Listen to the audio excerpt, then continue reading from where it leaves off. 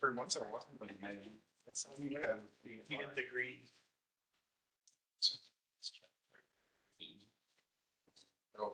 I think lose. Did you both hit it at the same time? Really?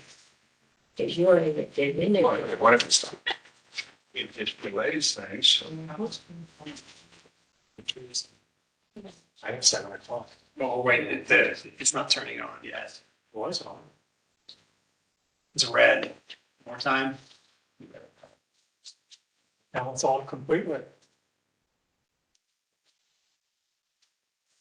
They got a can. It's really not charged. Should have been. Is it not there?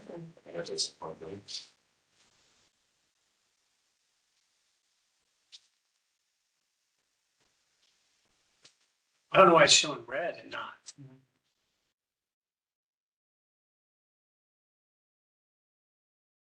Are you connected to it, Sean? It's not showing that. That could be one problem. Okay, that's red again. Needs to be green. I'm giving down. Nope, that turns it off.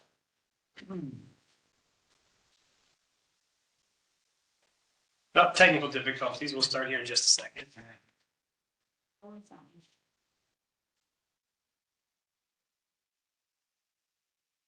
So plug into the wall. One of the basics. Plug it back in. That's what I'm gonna do.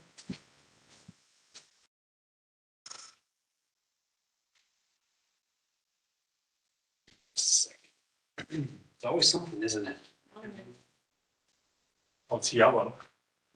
I've never seen yellow before. I haven't either. Does that mean wait? I think it's just restarting, so.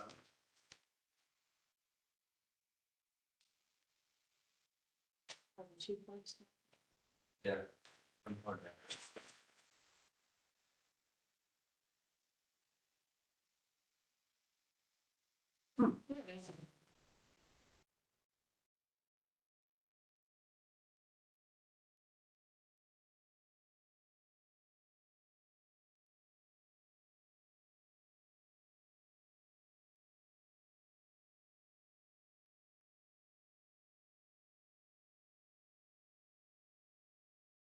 Yeah.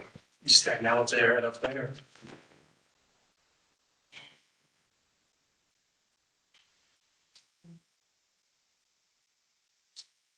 It's not showing up here again. Will let your computer pick up the audio? It should. Yellow again? We'll just do it here. Hold on. This is saying it's initializing. I don't know what that means.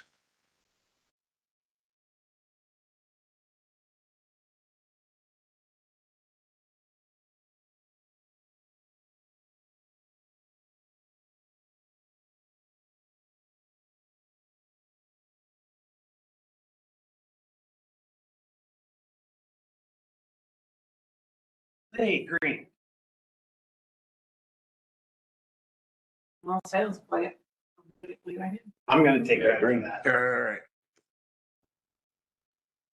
All right, it's the March 10th meeting of the German Township Board of Trustees. Would you please stand and join me in the Pledge of Allegiance?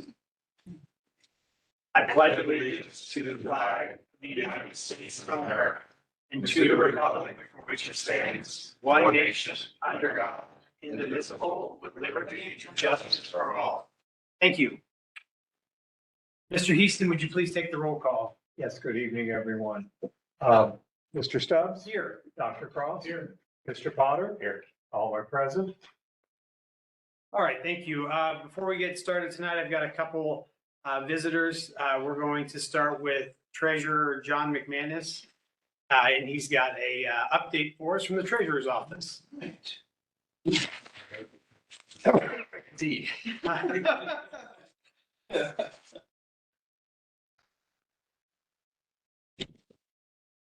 Good evening, everybody. and members of the Board of Trustees and staff and fiscal officer. Houston, thank you for the opportunity to be here. Thank you for the invitation. Absolutely. It was very kind of you. I think the last time I was here was 2 or 3 years ago, and something I really enjoy is coming to all the different local city councils, school board meetings, township trustee meetings to check in, say hello, remind you what we do, and see if the office can be of any assistance. And Officer Easton, also congratulations again on a very well-earned award from the county auditor's office. Thank you. It's tremendous to see, and that's an impressive feat for you. So Thank you very much. congratulations, absolutely. Very well deserved. Indeed, indeed. Well, and I'm just glad I'm here tonight. My car is on the fritz, and it is making all kinds of noises. And I said, all right, I'm taking it to the shop tomorrow, but I just need to get to the township trustee meeting tonight, and I made it. So life is good. Life is good. Well, I've got a packet for you, and hopefully you've probably seen some of this information before. I brought it a few years ago, but it's a good time to get a refresher.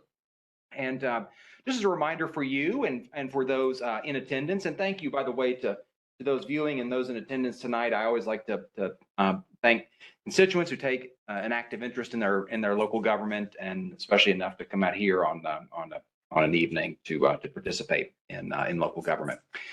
So what you'll see in your packet is just a few things representative of what our office does. So just as a reminder, the county treasurer serves as three main functions in every county. Number one, serves as the county's chief banker. Secondly, is the county's chief investment officer. And the most popular function, kidding, is that of the county's property tax collector. And just to remind everybody, the county treasurer does not set the rates nor the amount to be collected on each parcel. So I always like to remind folks of that, especially right now, because we're in a very kind of interesting time in the state of Ohio. I think with regards to property taxes, I think the General Assembly right now is very focused on property tax legislation. In Columbus, they've established an entire joint legislative committee to review the property tax laws in the state of Ohio. And I think kind of rightfully so, there have been so many communities affected by property taxation, and so many homeowners that feel that it's out of control. And it's something that that local governments across this state are taking a look at to see if there may be reform needed. Now, who knows what, if anything, will happen or pass? It's just kind of one of those situations where you wonder. I think there's been dozens of bills already filed this session, my understanding. But obviously, it takes a lot to get a bill across the finish line. But I think that's important for especially all the taxing jurisdictions across the state to kind of understand kind of what's in the mix. And so it's a very interesting time for property taxes, generally speaking, in the state of Ohio. And so we'll see what this year brings. So obviously we just got done with first half property tax collection here in Montgomery County. And we are past the 1 billion mark in Montgomery County, which is quite interesting. I mean, you look at the historical trends, and it's been interesting to see historical collection data. I think, of course, as we've seen in every county, the state law requires try every 3 years the reappraisal of properties. And so, of course, across the state, that caused not just a great deal of consternation, if you will, but also larger amounts of property taxes being billed. So you look across the state and you can really dig in at the county level and see some interesting trends. But what I have in front of you is some materials, mainly not just to provide information for you as elected officials, but something I really like doing is providing information to you so that if you have constituents who come to you with property tax issues, so you might be equipped with some information to help them or refer them to our office so that we may be of assistance. So here in your package is a general information guide. That was 4 years ago before my eyesight started wearing out and they put me on bifocals. And so there is some good general information about the office in there, and especially phone numbers and ways to get in touch with us. I think that can be really important, obviously. In terms of just a few kind of emerging trends, if you will, that have been really popular as of late. So this might be something that you see that's handed out in every property tax bill, but this is an application for the Treasurer's Office's prepayment program. This program has exponentially increased in terms of enrollees in Montgomery County, which is great. So what it allows for is the establishment of a month-to-month payment arrangement for property owners. And folks find this really, really appealing. Obviously, it helps a lot of folks budget more easily by breaking down their yearly property tax obligation into monthly payments, so people understand kind of what's being taken out every month.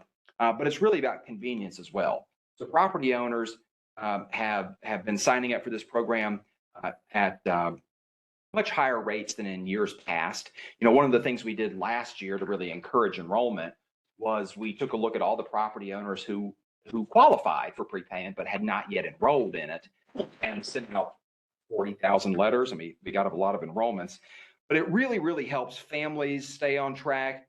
But you can also set payment arrangements to electronic payments, so EFTs, to allow for automatic withdrawals out of a chosen bank account. And so taxpayers in Montgomery County have really liked this program. So one thing I would encourage to you is if someone asks about property taxes and et cetera, please encourage them to look into the prepayment option, because that is very popular here in Montgomery County. And if you so wish, people can either enroll either on paper or online on our website. A few other things that are incredibly important right now. Number one, the county treasurer. I'm one of the 3 members of the Montgomery County Board of Revision. That body serves 2 main functions. Number one is to serve as an administrative body for administrative foreclosures, but also, most importantly, is that of property value challenges. So obviously, with the revaluation of properties across the state, one thing that counties have tried reminding constituents is their ability to contest the value of their property should they feel that their property value should be lower. Obviously, many people, most people who challenge the value of their property do so in hopes of incurring a lower property tax obligation, understandably.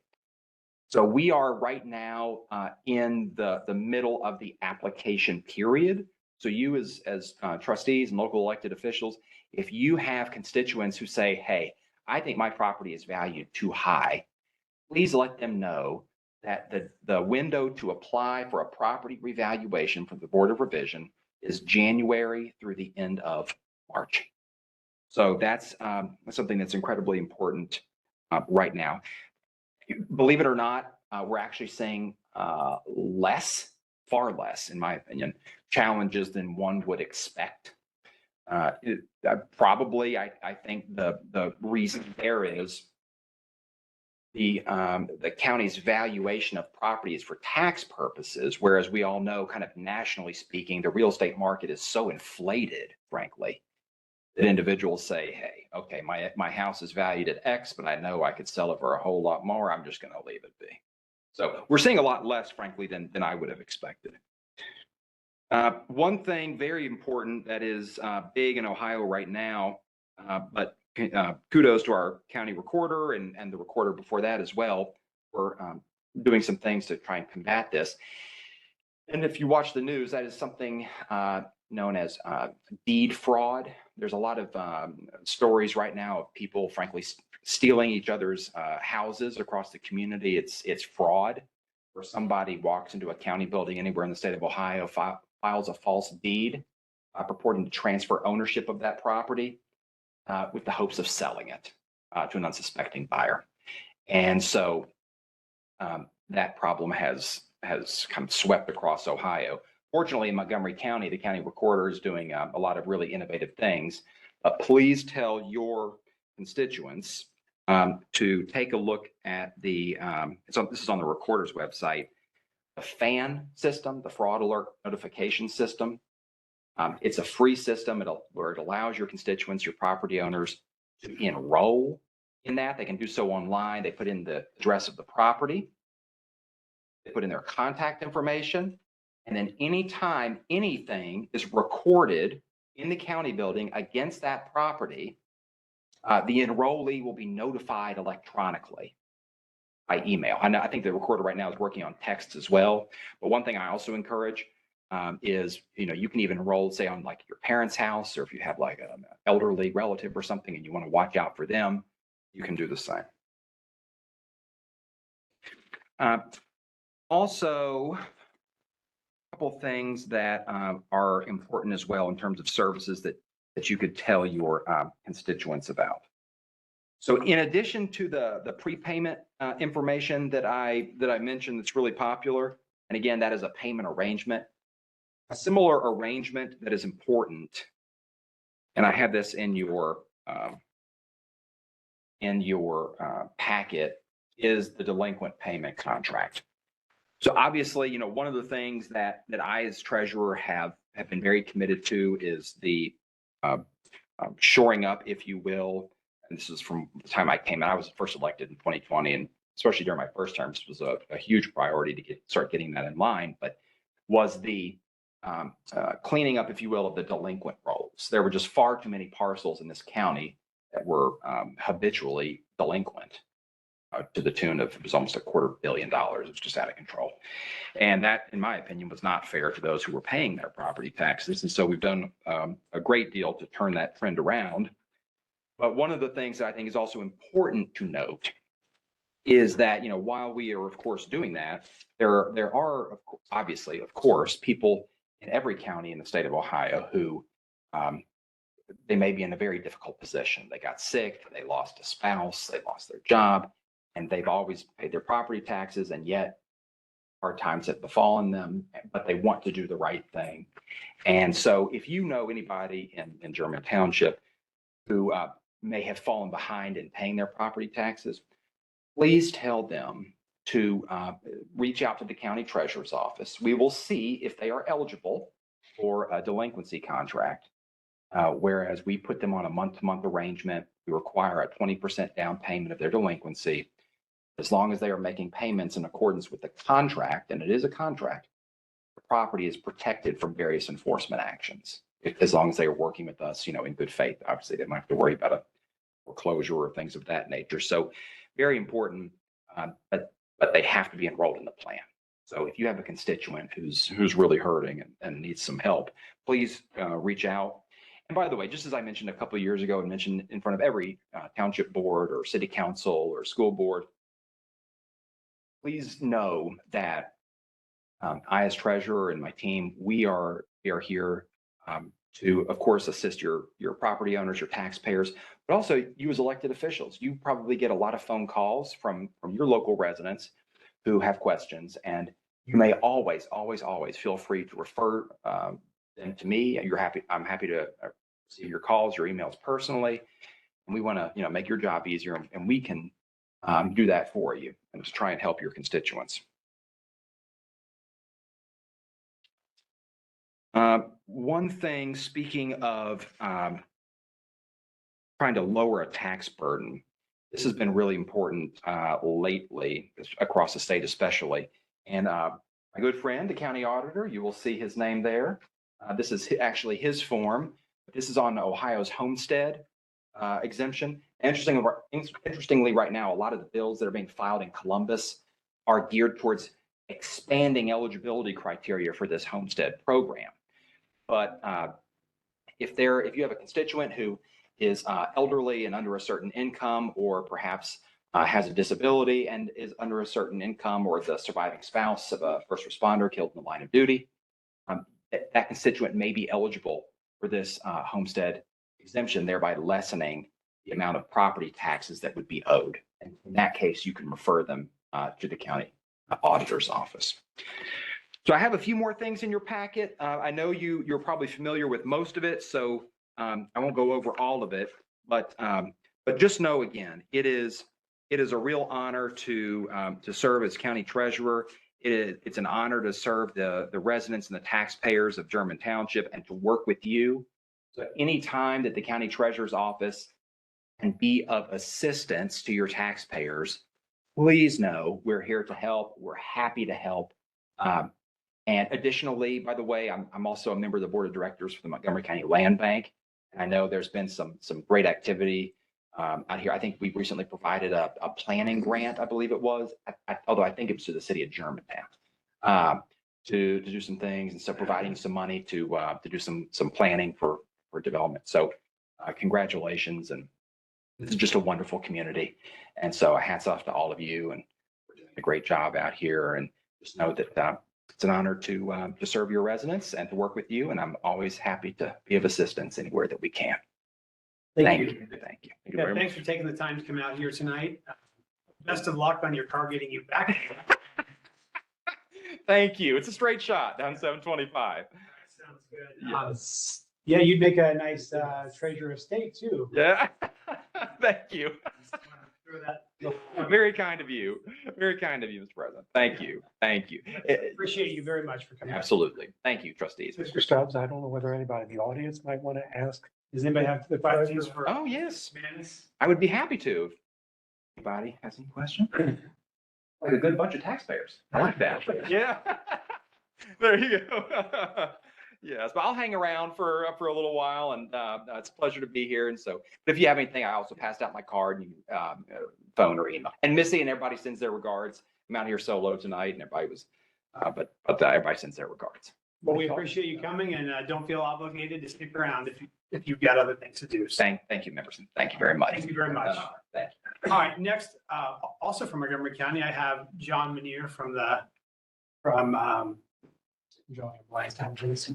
yeah, solid waste. From the trash company. Yes, yeah, Here to talk about garbage. perfect. Oh, good evening, Mr. President, trustees, fiscal officer and staff. Thank you for having me tonight. I know it was a little bit unexpected for me to be here tonight. I was just going to sit in the audience and listen, but I talked with the fiscal officer and we kind of talked through tonight. So basically what I wanted to talk about tonight is our solid waste management plan is due for an update. We've been working on it for about 1.5 years now. We've gone through the process of getting that approved by our policy committee. And now we're at the point where we've done the updates after having the public hearing and a public comment period. And now it comes to our jurisdictions throughout the county. Back in 1988, House Bill 592 was passed that required throughout the state of Ohio, all counties form a solid waste management district.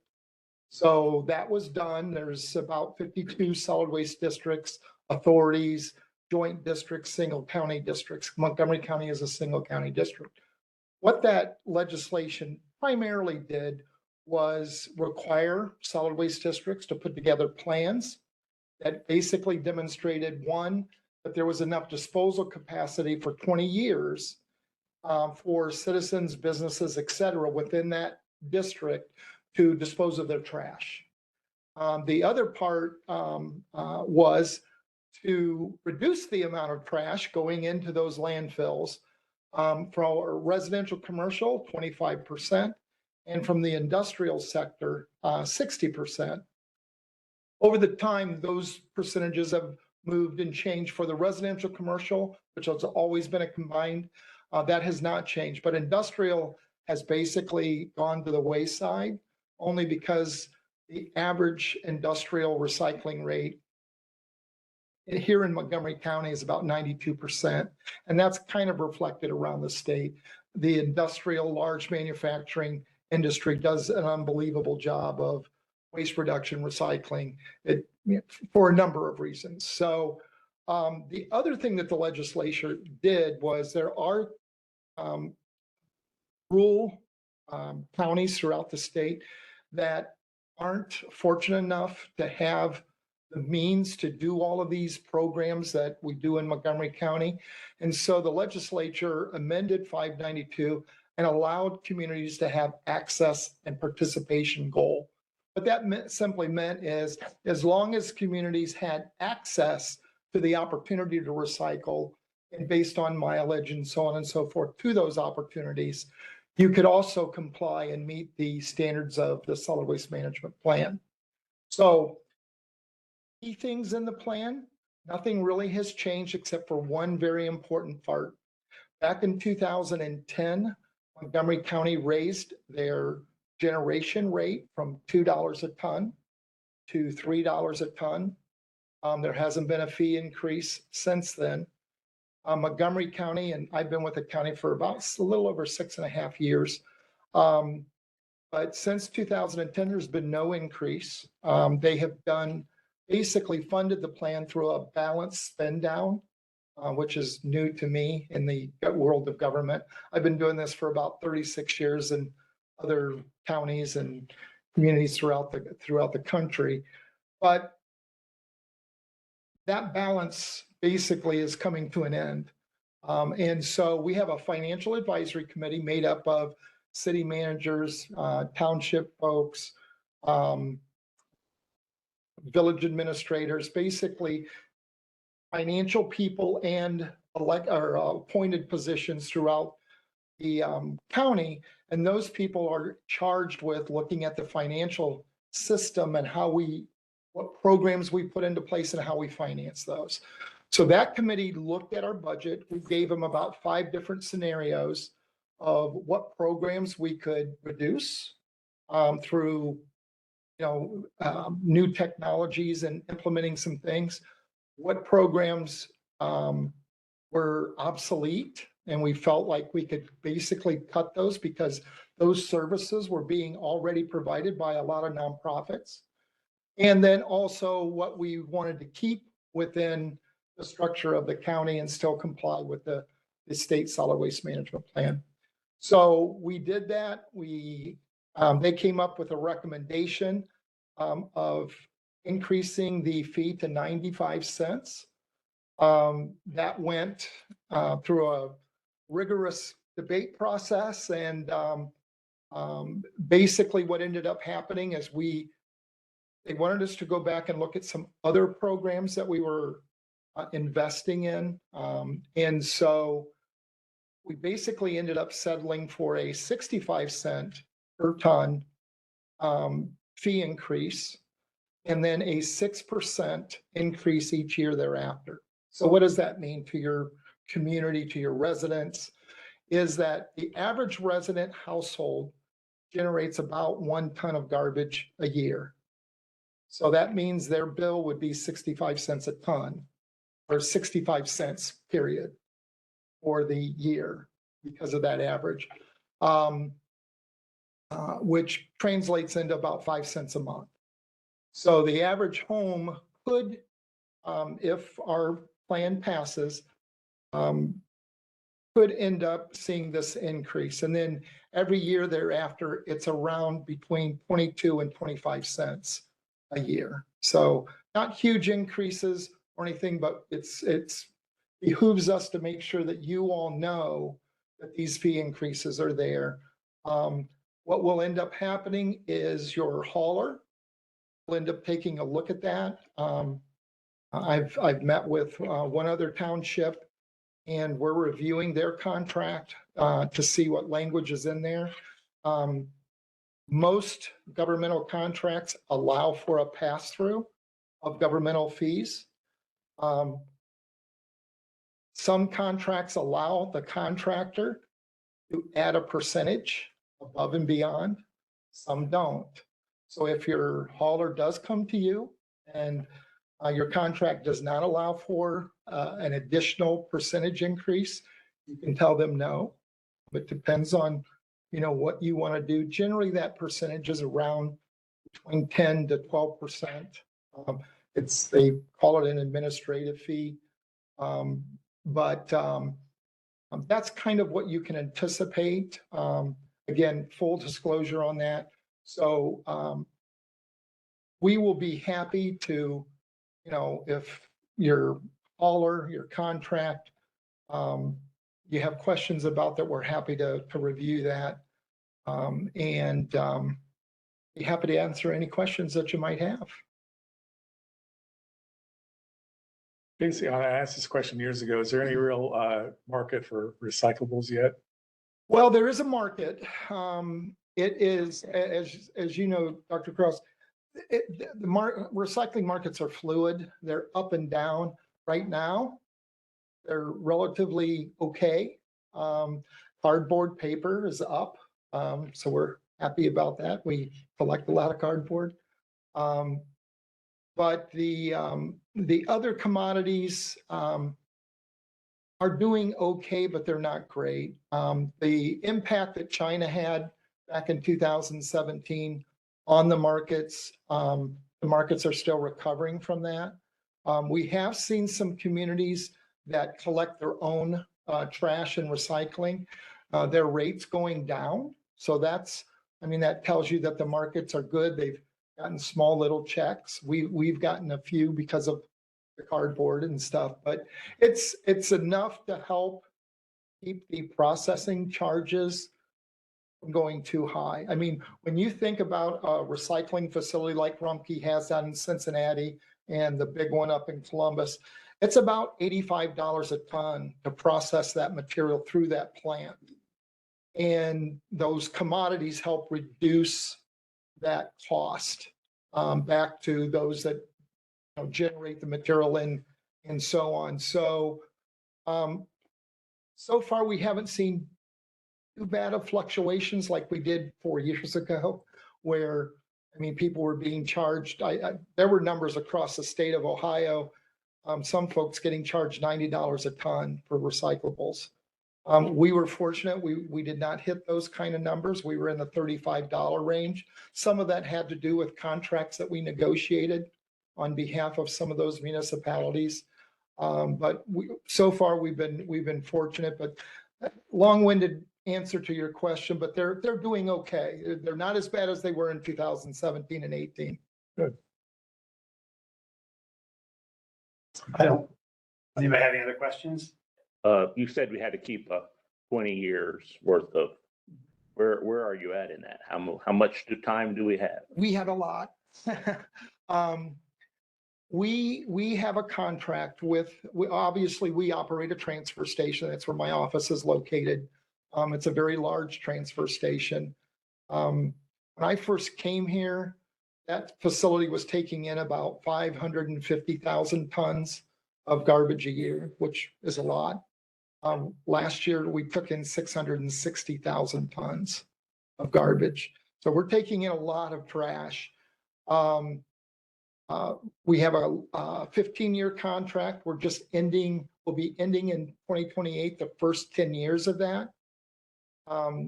We are evaluating right now whether we're going to renew that or just go out for bid for another 15 years. So we continue to maintain that 20-year. Plus, Waste Management has a landfill in Montgomery County. It's called Stony Hollow. And depending on what volumes they take in and things of that nature, they have anywhere between 5 years or 22 years left in their permitting. And we're having a meeting with them in a few weeks to kind of narrow that number down a little bit. I was asking about. Yeah. It was funny because I used to work for Waste Management for 13 years. And it was the joke around the office was, how much capacity do we have in Stony? It's, well, we got 5 years left. Well, 5 years later, how much capacity do we at 5 years? It's always 5 years. So, and basically that's because they're constantly looking at ways to reduce the amount of trash going in some specific areas, applying for vertical permits, et cetera, to maintain that facility. But they're coming close to being as much as they can. Yeah, I don't think that they can go much further up, and they don't have much room to go out. So they're in there somewhere, but yeah, we keep a close eye on that. So the last thing that I should have told you and I didn't is that one of the things that we are asking is we've prepared a resolution for everyone to consider, and we would ask that we have to have a vote one way or the other. We prefer yes. obviously. That will help us maintain programs like every resident gets 10 tires free of charge. We operate a household hazardous waste program for residents in Montgomery County free of charge, yard waste drop off free of charge, recycling at our transfer station free. There's a number of free services that we provide. It also allows us to operate our environmental learning center, which we take in between 2,500 to 3,000 school children a year. If they can come, there's a big viewing area of the transfer station that they get to look out. That's the favorite exhibit. The kids like the big equipment and to see all the trash come in. So, but we will be asking you to consider this and then once you voted, go ahead and send it back to us. Sir, thank you very much. Thank All you. right, thank you. Thank you. Thanks for coming out. You're welcome. So I have provided you the draft resolution that Mr. Minier was talking about. I also sent you the executive summary of the new revised plan. And for those who really like to delve into the details, I also sent you a link to a 400-page details of the plan. It's good reading. Insomnia. That's exactly right. So if you're ready to consider that tonight, we can go ahead and do that now, or we can do it later. We'll use resolution 20. I will go ahead and introduce resolution 2025-20, a resolution approving the solid waste management plan of the Montgomery County Solid Waste Management District. Second. Any discussion of the resolution? Hearing none, I will call the roll. Mr. Stubbs? Yes. Dr. Cross? Yes. Mr. Potter? Yes. Resolution 2025-20 is adopted. I will put that on letterhead and then ship that out to you. You're also welcome to stay, but you're also more than welcome to take off as well. I like these meetings, so I'm sticking. All right, stick around. The last time I was here, you guys fed us really, really well. You had the cookout here. Yeah. Like a church cookout. I Yeah. loved it. So Unfortunately, you don't get that tonight. No, but no You get to food. see us, so that's. There you go. With that, concluding our special presentations at the beginning, I'll open up to visitor comments.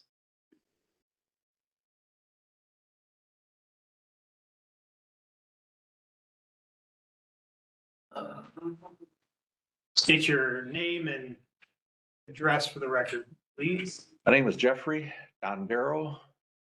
My address is 6793 Diamond Mill Road. Might as well get you in while we're doing it. Mike Moore, my address is 6803 Diamond Mill Road, Germantown. We've been here now, I think this is our fourth visit over a period of about 2 years. And our issue's always been the Germantown Oil Company attempting to come under a false flag and move up on the top of the hill on Diamond Mill with their business. That includes a number of trucks, number of tanker trucks. They've got a 10,000 gallon tanker truck up there, and they got 3 or 4 4,500 gallon tankers up there. Now, they said they were going to kind of only use it for maintenance during the winter. But better tell them that, because they've notified their leasee that they're moving out up to Diamond Mill with their business. And there's a bunch of problems with that, and we've talked about it. Can I just stop you right there? We had some talk with Mr. Legate today, one of the staff members, and they're not losing their lease. They have to pay for, it was free for 20 years. Now they have to pay. They're not moving from the Marathon Station up to Diamond Mill Road. Their business is still at the Marathon Well, Station. physical evidence says that's not true. Physical evidence, their trucks are all up on Diamond Mill in that barn daily. Okay. So John called me today.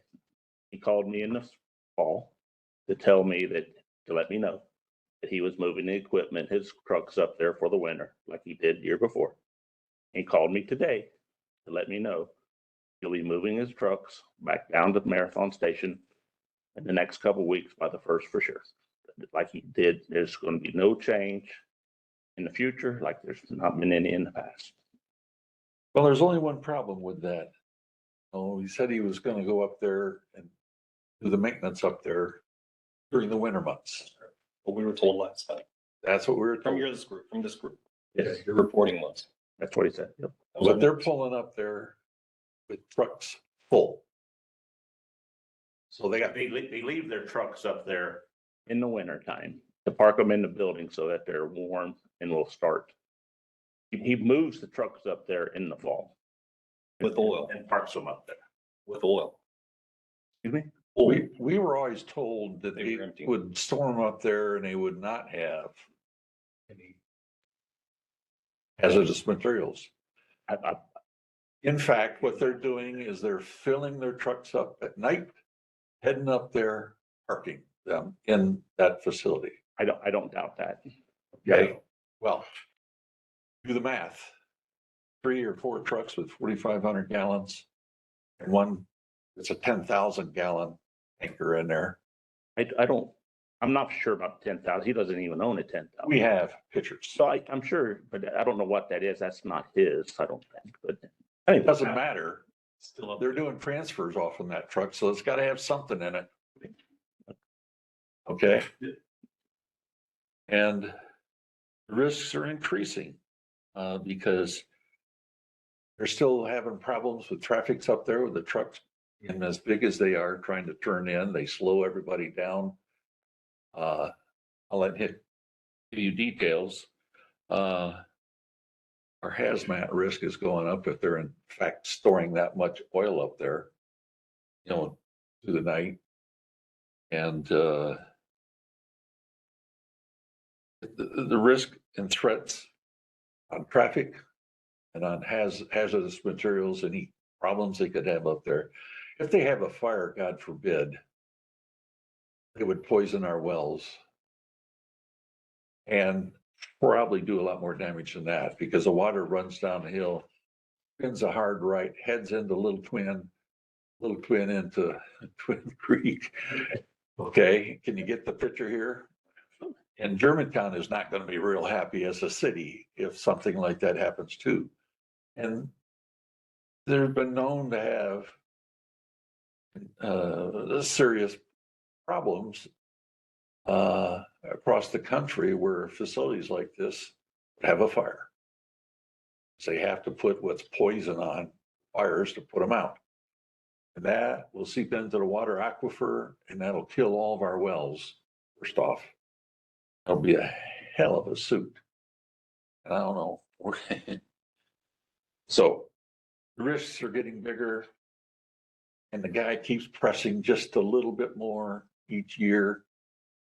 And we're playing with trouble here. I'll let him explain what he sees. Guys, we've got the neighborhood watching. I'll be honest. We've got everybody here. I got photos to show you this. And I mean, I don't know how they're feeding you guys this information. I figured he'd call one of you guys today. They knew I was there. I was there at 6 o'clock this morning, videotaping, taking pictures on top of the 60 some pictures I've already got from other people. Statements that I've got from other people, what he's done up here. Moving transfers from tanks to tanks. You can see oil lines running from tanks to tanks to fill them up. So we got a problem. And either somebody here is going to help us or we're going to go another route. I mean, this is out of control. Our property value, would you want a company like that next to your house? No. Okay. You? No, you wouldn't, would you? I mean, really? I mean, let's talk about the tax side, I mean, that's a big piece of property. This gentleman over here might like to know about that also. So, I mean, somebody's going to help us, or we're going to go another route. I mean, it's safety wise, you should be involved in this here. We've got tankers sitting up there blocking school buses. This came in from another friend of ours, showing a tanker sitting there. He turned in front of the school bus. The school bus stopped, let the tanker back up, then went on through. Documented, and I've got notary to take this to the next person. Here's tankers coming out on top of 6 cars coming over that hillside. The hillside's hard to see. It's rough picture, sorry, quality wasn't best. But as they're topping that hill, that tanker's coming out. People's hitting their brakes, everybody's got their lights.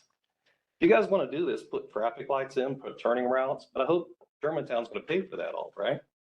Somebody's got to pay for it. On top of the hill, I don't know how a traffic light works. Here's tanker this morning. This is all the photos I took this morning. Tankers coming out, guys running in, loading the tankers, putting their cars in because they're very good at it. They back their cars in, they put them in the garages, shut the doors back down, haul ass out of there. Nobody knows it. It's happening every day. 5 o'clock today, 4 trucks come rolling up the hill there, stopping traffic. You hear them all hitting the brakes up there to stop. Here on the other side, we got all the tankers sitting there, full of oil. Filling from tanker to tanker as this takes place. And again, they're telling you they're just parking them up there tonight just to keep them warm. Is that right? So what is all these people doing up there for 4 to 6 hours? I mean, help me out. You just pull it in the garage and park it, right? They're up there pumping. So I don't know what's in that building. And I can't answer. I haven't broke into it. I can't answer either. There can't be a whole lot in the building if he's parking 4 trucks inside of it. They're just not that big. Oh, I can see the outside of it. He gets them in there pretty good. 4 go in the side doors, 2 go in each end. But I mean, we got photos after photos showing the same thing. And then you go over and you talk about the lot over there that he's renting from Germantown. It's empty. There's been nothing there. This has been since December. Right? No trucks sitting there. Even actually before that, but December is where I started documenting it. Yes, he called me in November and said that he was moving his trucks to Diamond Mill December 1st. And then he was moving them back in the spring. He called me this morning and said he would be moving them back in the next couple of weeks by the 1st of April for sure. But that step, That's that routine. statement, it was, last time we talked, going to be, he'll only be bringing trucks up there for maintenance. It was always just for in the winter. Yeah, but it was just gonna be bringing them up there so they could do service on the trucks and like that. Now they're all up in there. And not only that, they're full of oil. I think there was a miscommunication because his plan was always to bring the trucks up there in the wintertime because of them being easier out of the weather for the winter. It was always the plan for that. That's why he moves them up there in the fall and brings them back in the spring. Do you think that's a safe area to have trucks coming in and out? It's a 50-mile-an-hour speed zone, isn't it, Sam? I know that we have I know that he contacted a lawyer and we had a letter from the lawyer. We have. Go ahead. I'm just saying, we have a letter from the lawyer stating that he was in his right to do that. I don't remember I don't remember. Right, when he said, I'm coming, buying that property, I got approval on that property to store my farm equipment, which he owns none. He That's what- came under a false flag to begin with, and we never confronted him on that. Apparently, I don't know and anything he about just that. keeps inking a little bit more. If he's doing that with his business, the risk keeps going up. At some point in time, we're all gonna pay the price. I understand your concern.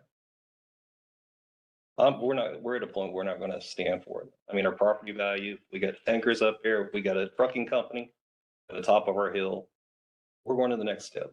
Everybody on this board acknowledges that we've been here multiple times. We're taking it to the EPA. I'll be reporting it there. That's our first stage. We've been advised by the legal counsel to go to the EPA. So that's the first thing. With your names tied to the backside of that. Same way with the highway safety, because the trucking, you have to have access to get the trucks up to speed, to get them up on a 50-mile-an-hour thing. You're pulling out dead cold at a 50-mile-an-hour intersection. You have that, not for daily in and out use. And you've had to have reports. I've had multiple people tell me they've called in about it. Honestly, had no. Really? I answered the phone. I got nothing. Really? Well, You mind if I see those 2 pictures again? I'd like to take pictures of those so I can let my officers know what time that's happened.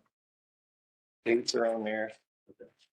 Again, I got legal notarized from these people when they seen it, what took place. I mean, it's to the point where we got to make the next step. All I can tell you is, He'd call you today, honestly. He's seen me out there. I was there at 6 o'clock this morning, and I'm not a bit shy. If he wants to come out and talk to me, I'll be happy to have a conversation with him. It may not go good, but I'll have a conversation. But we're not going to have it anymore. I mean, I don't care what anybody else to say. He's feeding you guys a line. well, he's not moving his company up there. Well, he's telling you that.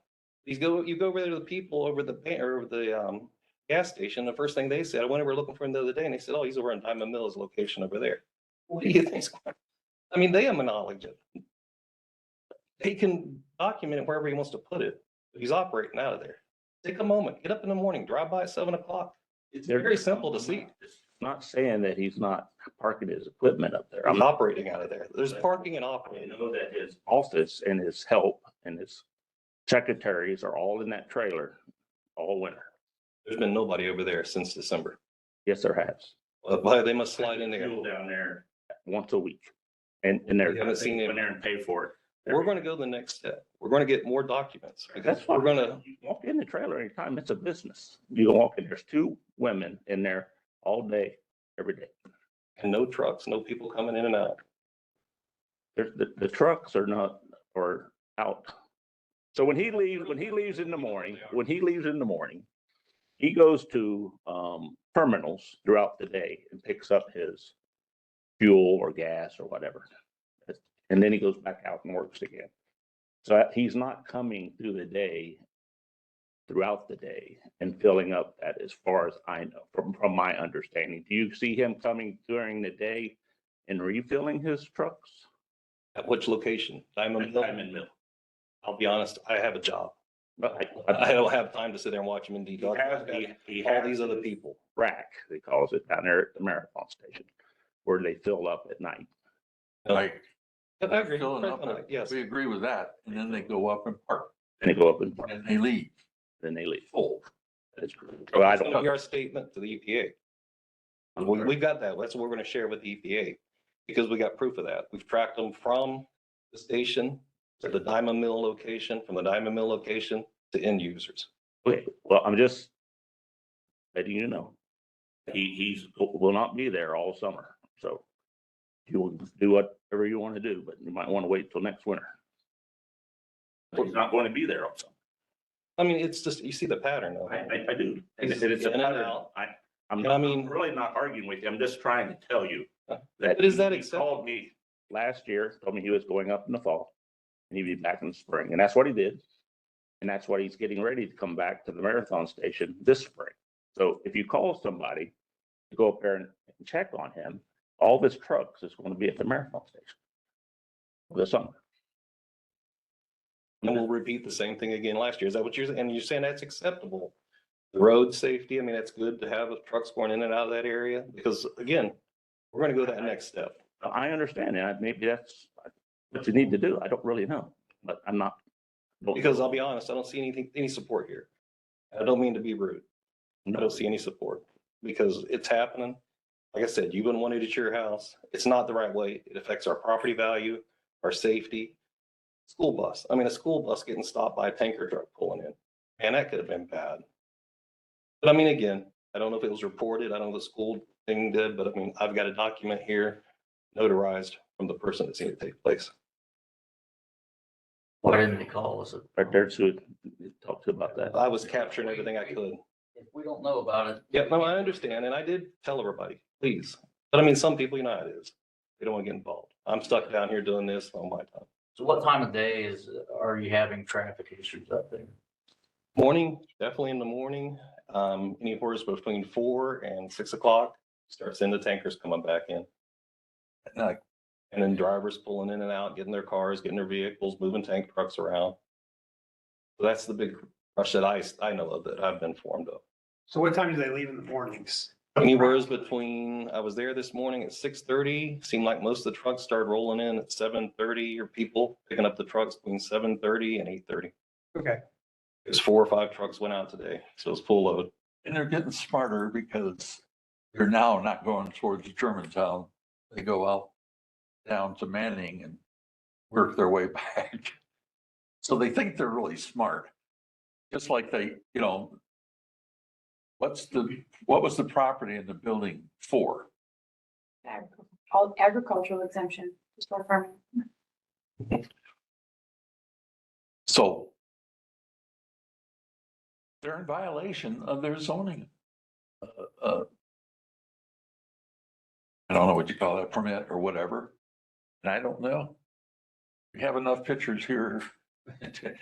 You can kick them out and say, don't come back. That's Can it. you give those pictures to me? So- I mean, I'm not asking you to keep those, but we No. email them to me. Please, if you'd like, I can email them or I could, send them. There's notes on all these pictures if you'd like to have these copies. Yeah, I didn't know if you needed. No, I don't need those. No, we've got plenty. I just said We've got a total of almost 70 some photos. Thank you. Showing everything documented and dated. Thank you. Thank you for All- listening. yeah, We all sure we're would like to asking have for- some action. Way to compromise. I mean, if he would say, I'm never gonna have a full, I'm not gonna fill up the tankers ahead of time. They'll all be empty when they're stored up there in the. Guys, I own a big machine company. I'm part of a big company. I'd like to move my business out here and put it in my backyard, but I don't do that. That's why we have zoning. It's not acceptable. I didn't buy my house near a business. I don't want a business near my house. It's that easy. I mean, again, would you guys? That's the answer I thought I'd get. So need to address it.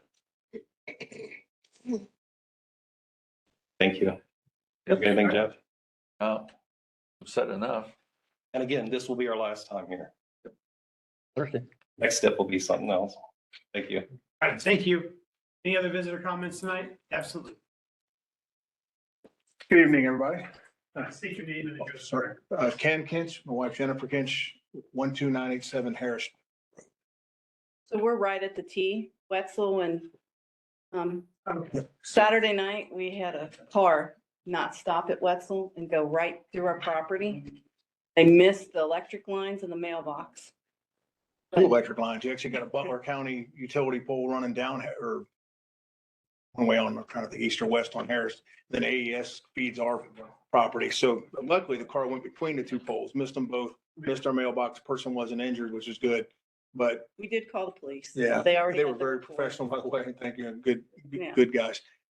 Main thing really is just request maybe a yellow double arrow sign stating that that's a dead end. Apparently, her mother lives with us still. She's elderly. She's been there for a long time. Said there used to be one there. She thought there was one. She's been here Yeah. since 1996 in the house. But something maybe to alert somebody that, it was late at night. It was after midnight at the end of the road because the trees were half dead anyways. They probably did me a favor and helped me clear some of those out anyways. But again, that could have hurt somebody. And like I said, the poles being right there. I mean, that's my power to my house, our water and everything else. And then the power going all the way up Harris Road. There could be a lot of damage there. Plus somebody could get injured. Is that a possibility or? Take care of that. That was easy. That was it. Thank Thank you, you. guys. We're going to excuse ourselves. Thank you. Have a good evening. Any other visitor comments tonight? Okay, let's keep them coming. I've got some tough acts to follow here. So. Mark Keener. So I would like to first say congratulations to Mr. Heastand. I've known some people in your position and you do an awesome job. And also, just so everybody up here knows, he wasn't just chosen for this out of township fiscal officers. This is fiscal officers, school treasurers, city finance people. I mean, there's probably a pool of 80 to 100. Well, you could probably tell me probably 80 to 100 finance professionals here in the county, and he was chosen. So that's a big deal. So Thank you, Mr. Peter. my pleasure. So second thing, Valley View Joint Economic Development District. So I would like to invite one of you to the JED meeting, on Wednesday night here at 6 o'clock. So one of the topics of discussion will be the set aside for special projects. So as we remember when the JED was first formed, there was a big controversy on how much to hold back so that we could do things back out at the JED site. That was kicking and screaming approved for 21% for the first 2 years. The idea being to grab as much money from the construction workers that were going to be out there at the JED site. Not sure how much compliance we actually got. I don't think this was nearly the windfall that everybody expected. So the contract then, we've got some interesting language. So the rate, not only the income tax rate dropped from 1.5 to 1.25% effective January 1. How was that drop? Because, because we hollered that, hey, you're stealing from these people. We had the higher rate once again in effect for the construction period. Then I didn't remember. yeah, then it was kind of a compromise to go halfway between Farmersville and Germantown's rate. Once it was basically just the school employees out there. So that rate dropped down to 1.25. The set aside, the holdback rate for special projects was also due to drop. And what's interesting is the contract language says it cannot drop to less than 6%, which is great because we can't drop it less than 6%. It does not give a ceiling. What's also interesting and will probably be a point of contention if anybody from Germantown shows up, is that there is an exhibit to the contract that says it shall be 6%. However, we've been working with Brenda Weimer, and she has said that the contract language prevails, not the exhibit language. So we are going to be having a discussion at this JED meeting on what we want, what we as a board want that set aside percentage to be to help fund special projects back out of the school. So that could be anywhere from 6, 8, 10%. However, there's also been some discussion about whether or not the JED can help fund the school resource officer. So basically pay back to the school district funds some of the SROs that are out there. So that could also then say, hey, we'll do another 10% to help pay for an SRO. So that will also be part of the discussion. Now, the JED board can make that decision on what that percentage should be as a board. However, legal counsel has advised that we contact the entities that appointed us and take their best interest into account as well and try to do what the entities that appointed the board members would want us to do. So that's why I'm inviting one of you, obviously. I can do it. Okay. So All the meetings. you've been to most of them, and hopefully we'll see you here on Wednesday night at 6 o'clock. So, so anyway, that's going to be the discussion. I've also talked to Mike Moyer from Jackson, since technically Jackson appointed me for this particular term. So he's also planning on being there. We have a representative from Farmersville as part of the JED board itself. That's Todd Cunningham. He's actually on Farmersville Council. So it's just a matter now. I know Randy Stiver has contacted Germantown, and so far nobody from Germantown has responded to him. So we don't know if anybody from Germantown will be there. As far as me, I mean, I'm gonna give them their input, but I obviously don't have. You don't have a vote. Yeah, but yeah, we would welcome your input as a member of the entities that is receiving money. And Mr. Stiver contacted Germantown. He also contacted me. Okay. So the trustees received an email today from me, the same issue. Oh, okay, cool. Thank you, Dr. Cross, for agreeing to go and represent our township in that discussion. Could have saved me a whole lot of trouble if you'd have led with that, Mr. Well, I'd just say whatever percentage is needed to fund an SRO is what it should be at, and that's what it should have been at to begin with. Yeah. Well, but that's not adding anything to the property itself, paying for an SRO. And you're talking a big money to pay for that SRO. Well, and I don't think we want to talk funding an entire SRO, but maybe contributing $10,000 a year. I mean, right now we got $30,000 in that fund over 2 years. Now we've got to set aside right now because we're due a $2,500 insurance bill sometime this month.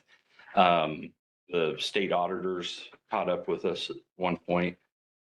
So I got the pleasure of doing financial statements for 23 and 24 along with footnotes. So been a long time since I've had to draft footnotes to a financial statement. Yeah, you laugh there. So.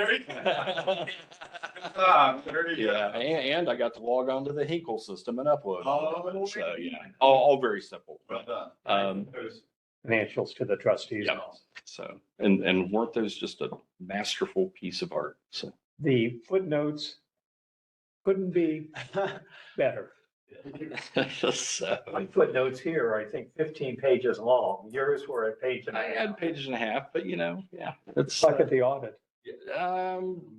well, no, I took the footnotes off the template from the state treasurer's office for we are, I don't even remember the name of the organization, but basically I was able to combine everything into one statement. So.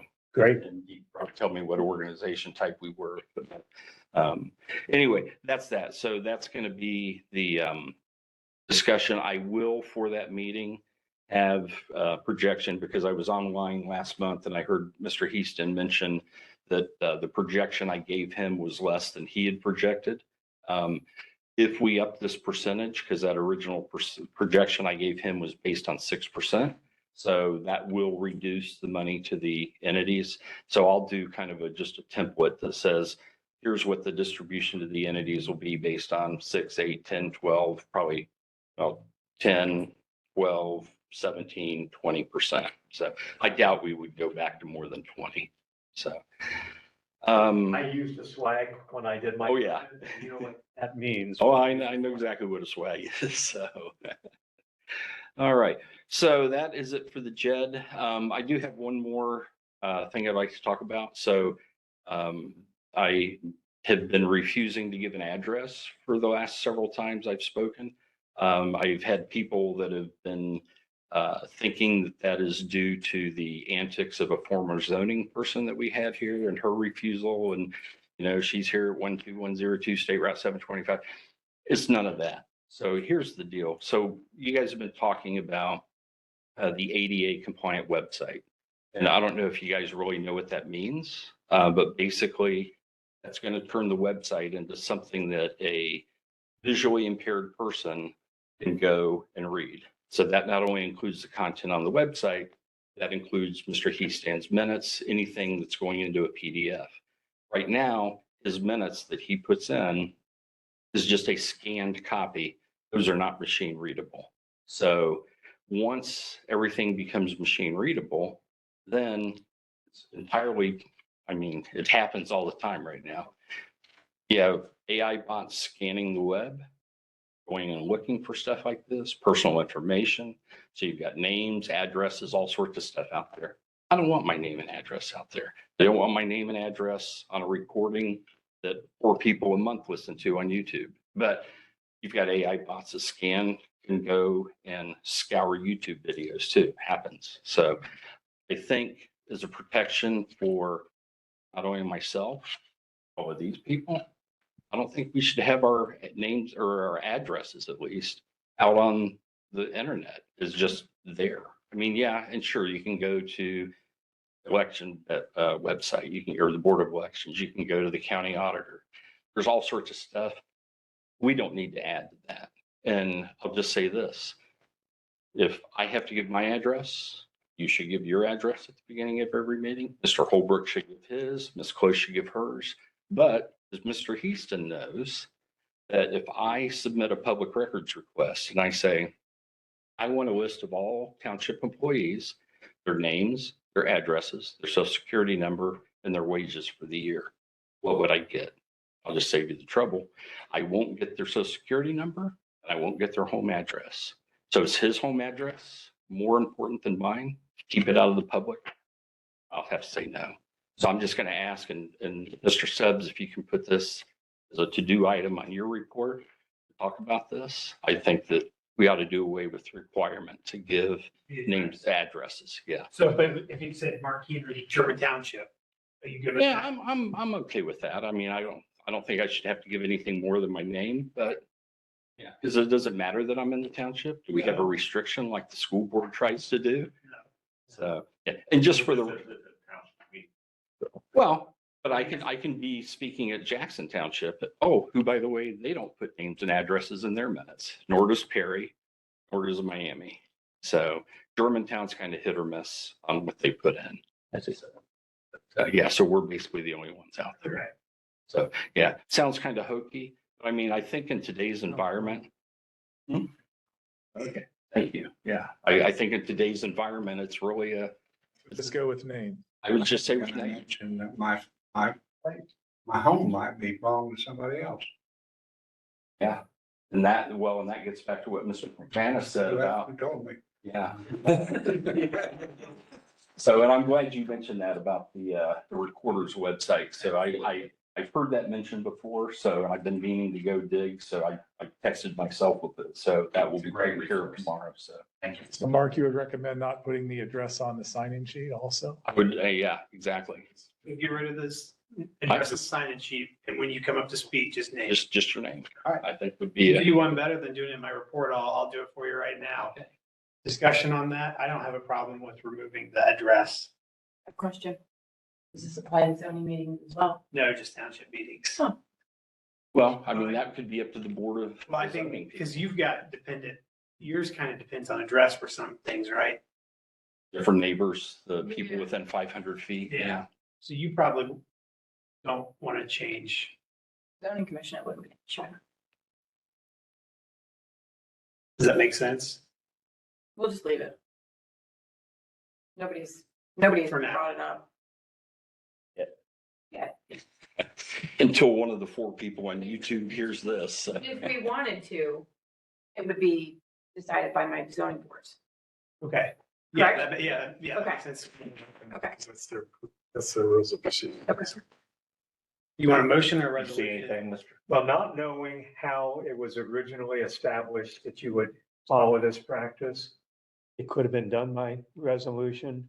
It may not have been, it may have just been, whatever board was members at the time may have just said, hey, let's do this. Yeah, back in But 1830. since we don't know, I would rather do it as a resolution, which would undo a past practice rather than a motion. So let's make it resolution 21. I'll introduce resolution 2025-21, a resolution to only require names on the sign-in sheet and names when speaking at the Board of Trustees meeting and not address and from now on. Second. Only require names on the sign-in sheet and also when When they speaking. speak to the board. Okay. Any discussion? I think it makes sense with, you're right, with the ADA compliance and everything, and AI going out of control as it is anyway. There's no other discussion. I'll call the roll. And would you please give me your address when I call the roll? Mr. Stubbs. 121. Yes. Dr. Cross. Mr. Potter. Yes. Resolution 2025-21 is adopted. Thank you for your time. It's nice to know that I can still be an agent of change in German Township. And unfortunately, I have another commitment, so I'm not going to stick around for the rest of the fun. So Thanks for all coming. right, guys. Thanks a bunch. And we'll scratch your ass. Any other visitor comments tonight? All right, that being said, we'll move on to the fiscal officer's report. And those of you, you're more than welcome to, it's been a while, so. Thank you, board. They're going to miss my part of it. I mean. I will listen to the YouTube. Yes. Yeah, yeah. Thank you again for coming tonight. We Thank really you. do appreciate it. Yep. Thank you, everybody. All right, gentlemen, I have almost a page and a half for you tonight. So let's start out with the minutes from the February meeting. Any changes? Corrections?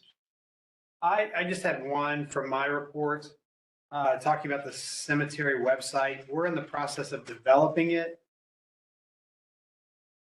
So they're developing the software. It's not starting in April necessarily. So we're developing now. Our target is April. I mean, that's just a minor. So I'm on page 4 at the bottom. So you're not starting the new software in April, you're, Not necessarily. We're in process of design. I'm not sure when the rollout's going to be. I'm not sure how we want to word that, but I mean, it's not going to be done by April. Why don't we make that sentence say the new cemetery software system is still being designed? Perfect. Just wanted to clarify. I'm okay. All right, that's all I had. Any other changes, corrections? I have a motion to approve as amended. I make a motion to approve the 2/10/25 regular meeting minutes as amended. Say, Any discussion? All in favor? aye. Any opposed? Thank you. I've also given you the normal monthly financial reports. You have, as of the end of February, the fund status, the year-to-date cash summary by fund. You also have the month of February cash summary by fund, the February receipts, and the February payments. And there's only one item that I wish to point out. That is warrant number 50834 for $111,822.68 to Rush Truck Center in Dayton, which is for the new dump truck. The truck's upfitting will be invoiced separately by Glen Hill Road Machinery. And in making that payment, as you had previously approved, I used the remaining American Rescue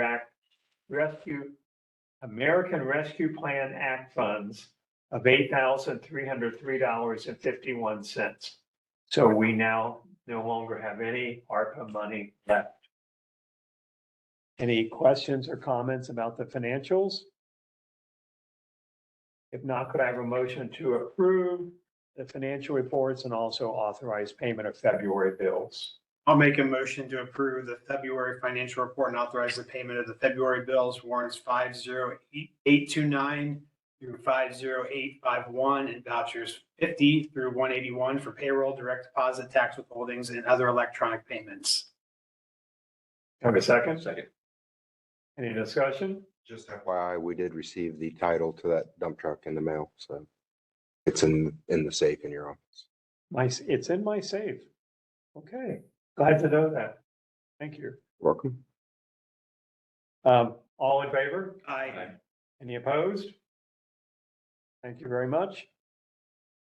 Just a quick reminder that for all township residents, that we do have a 4.0 mil 10-year fire EMS levy on the May primary ballot. And an initial meeting of a levy committee was held on February 18th, and there have been several additional meetings since then. I've been sitting in on those meetings. I'm not really involved per se, because as an elected official, we have to be cognizant of not promoting a levy, but we can give out information. And so this is information for the community. Former Germantown Mayor Steve Bader is the committee chair, and Township resident Danny Jacoby is the committee's treasurer. We received from the Ohio Township Association a request to pass a resolution supporting State Issue 2, which will also be on the May ballot. In fact, those are the only two items that will be on the German Township ballot in May. Issue 2 will renew the state capital improvement program for an additional 10 years. Voter approval of Issue 2 will allow issuance of general obligation bonds up to $250 million per year over 10 years, which will be used to fund grants and loans for local infrastructure improvements across Ohio, and will create an estimated, I'm told, 35,000 construction jobs. Issue 2 relies on existing state revenues and does not raise taxes. In the current 10-year cycle, $2.3 billion has been awarded to 1,084 local governments for 4,490 projects benefiting Ohio's municipalities, counties, townships, and other subdivisions. And here in our township, we have benefited from the state capital improvement program over a number of years, and we've received a total of $2,811,315 in grant funds for 15 road infrastructure projects. The last renewal of this program in 2014 received support from 65% of the state electorate. I've given you a resolution that you can use along with, and I also sent you the list of those awards that the township received from the capital improvement program. And if you adopt this resolution tonight, I will send it on up through to the OTA for them to use in marketing. Although you are not allowed to take a stand on a levy, you're certainly allowed to state your opinion on this particular ballot issue. And if you would like to have adopt a resolution, we'll make that number 22. I will introduce resolution 2025-22, a resolution to support state issue 2, the renewal of the state capital improvement program on May 6, 2025 statewide ballot. Thank you. Any discussion? Hearing none, I will call the roll. Mr. Stubbs? Yes. Dr. Cross? Yes. Mr. Potter? Yes. Thank you. Resolution 2025-22 is adopted. As you are aware, House Bill 315, which passed in the last General Assembly, is effective on April 2nd of this year. And one of the changes, there were a number of changes in the bill that affect townships, but one of them that I want to talk about tonight that is part of that bill concerns publishing of public notices. As I think everyone is aware, governments have always had to publish public notices in a record of general circulation in their jurisdiction. Here at the township, we use the Germantown Press for that purpose. But now townships will have 3 publishing options. The first one would allow the township to publish notices on our website and all of our social media accounts. And I believe we have 2 Facebook accounts, if I'm correct. Police department account and a township account. Right. The second option would be to continue to post in a newspaper, but beyond to putting it in the print, we would be allowed to only put it in the digital issue of the newspaper. And the third one would be to post on the state's public notice website, which they set up just for this specific purpose. Now, there was an extensive discussion of what these options were in the March edition of the Ohio Township Association's Grassroots Clippings newsletter. The OTA has recommended that the township establish a policy to avoid inconsistencies involving notices. So I think my recommendation to you is that we consider no longer publishing public notices in the Germantown Press, save our money, and instead post them on the township's website and our 2 social media accounts. But we want to do that by resolution, and you may want to draft up something specific for this purpose, just so that we are always consistent in what we do. Do you want a resolution tonight or you want to wait till next month? We're fine to wait till next month. That would give you a chance to think about what you would like that process to be until such time as you would make a change. To the extent we would do public notices, probably Ms. Close will do them before I will. But we would continue to do them in the Germantown Press. So you make a decision otherwise. So you want to consider this for a month and then deal with it next month? I'm fine to do it now. You are. Okay, I'm fine. I will introduce resolution 2025-23, a resolution to make all future public notices posted on the township website and all social media accounts in accordance with House Bill 315, effective on April 2nd, 2025. Second. Thank you. Any discussion?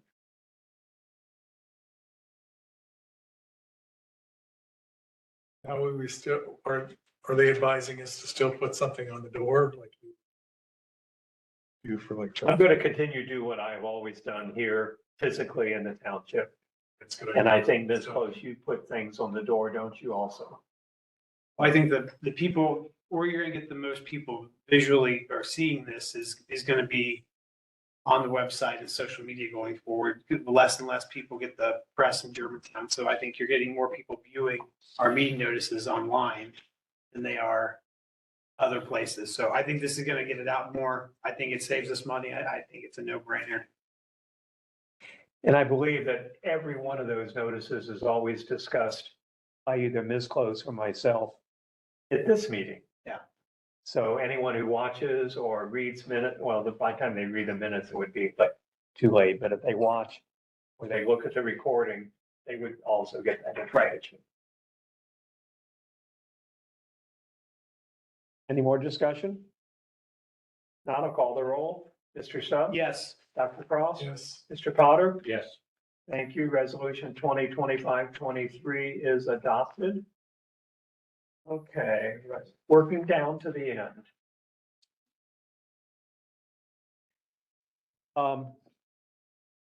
Just for informational purposes, I did receive notice that a decision has been rendered by the Montgomery County Common Pleas Court in the administrative appeal filed by SRM Materials LLC, which was related to the decision made by the Board of Zoning Appeals back on March 12th of 2024 in case number 2024-01 CU, which was a conditional use application by SRM. The Common Pleas Court's decision affirmed the Board of Zoning Appeals decision, finding that the BZA's, and I will quote, denial of the conditional use application was supported by a preponderance of substantial, reliable, and probative evidence. So I think our BZA acted accordingly and underneath, following all the rules and laws that they should consider, so. And the people that came to speak came very well prepared. So does that end that now? They had 30 They days have to 30 appeal. days to appeal it, so I Okay. don't know. And that was, weeks ago now? It came down on, it was filed on March 16th, February 16th. So it should have till March 18th. We're getting So there. we're down to the final week. And basically, if you want, you can actually go on the Montgomery County Court of Common Pleas and you go through and find their online library, and you can actually, then you just it'll have a space for company, but SRM Materials, and see everything they've done on that, the briefs, the dictation of the minutes, the whole thing. So it's very interesting, and he'll tell in the judge's final judgment. So anyway, we'll just keep our fingers crossed. Good. I just read this a little closer. Actually, the decision was filed on February 18th. So it'd probably be March 20th for 30 days. Okay, here is my monthly reminder, and Mr. Keener also addressed the same issue, that all of our web content and mobile applications, our Facebook and our website will need to be compliant with the Department of Justice disability accessibility requirements by April of 2027. So I'll continue to mention that each month, just so we keep it forefront in our minds that we need to be proactive to update all of those accordingly. And my final item is related to the next Montgomery County Township Association meeting, which is going to be held on March 27th. I've not yet been told the location of the meeting nor the time. It's typically 4:00 in the afternoon, unless one of the other townships may be hosting it later in the evening. I just don't know. I am not going to be able to attend, so if anyone would like to attend to represent our township, I would appreciate that. And with that, I'm done. Thank you, Mr. Heaston. We will move on to Chief Birch's report. Last month, our officers drove 7,246 miles, were dispatched on 99 calls for service. We closed 95 of those cases, Had 16 case follow-ups. We arrested 3 people. There were 477 business checks, 321 vacant house checks, and 976 occupied house checks by the officers. We had 3 crashes, 22 traffic stops, and 12 citations were written. On 3/6 this month, one of our officers was involved in a 2-car minor property damage crash. There were no injuries, but there's enough damage to the cruiser that it's gonna have to be worked on. And I've not heard yet if the other people filed a claim. No, it's been turned into our insurance, and Mr. Crickmore came up and gave us to look at it today to get some estimate. So just to let everyone know, I did notify Jake the day of when that happened per policy, so he was aware of it. Also, last month, February 20th and 21st, we sent Officer Getter to a grant writing course that was hosted by the Montgomery County Sheriff's Office. It was put on through Grant Writing USA. If you're familiar with them, but we hope to get a good turnover out of that. He's pretty excited about it. He came back with a lot of knowledge. Lot of opportunity. Made a lot of good contacts when he was there.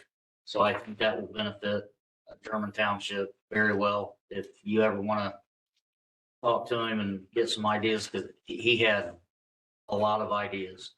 So with Township, Police Department, Road Department, we don't have a whole lot of money. So these grants could come in very handy. So that was worth sending him to those 2 days, I believe.